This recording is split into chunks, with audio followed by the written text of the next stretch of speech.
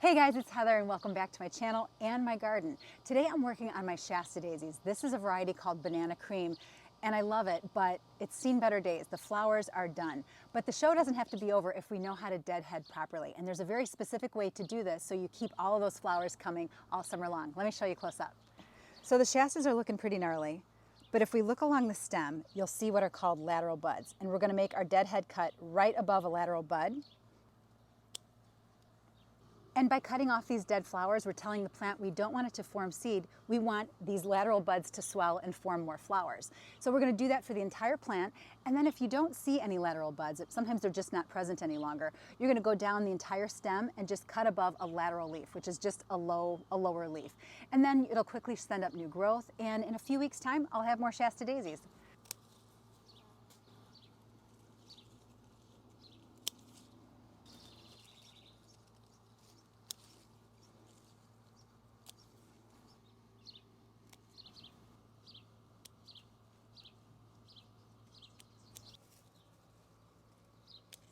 And this is another type of Shasta Daisy in my garden. This is Becky Daisy.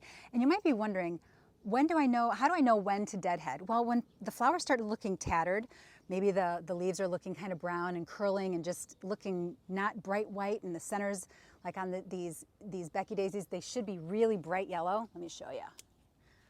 So see how yellow that is? And see how that's turning kind of brown color? Give them a clip, and the sooner you cut those dying flowers off, the sooner you'll have more color, and the more likely you are to keep that stand of flowers or your Shasta Daisies in color for as long as possible.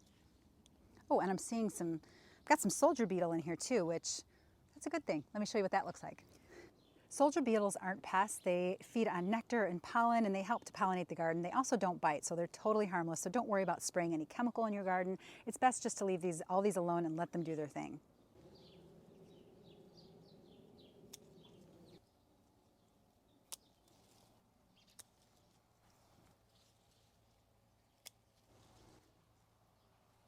And that's all there is to it. These deadheaded daisies will go into the compost, and all of these lateral buds are now like, hey, it's my turn. So they are going to flower in a few weeks, and I'll just keep cutting to lateral buds. Some of these stems have multiple buds on them, so I will be having flowers sporadically throughout the summer instead of just having green, which is okay too, but I like color. So the single best way to keep your flowers blooming in your garden in color for as long as possible is to deadhead those plants.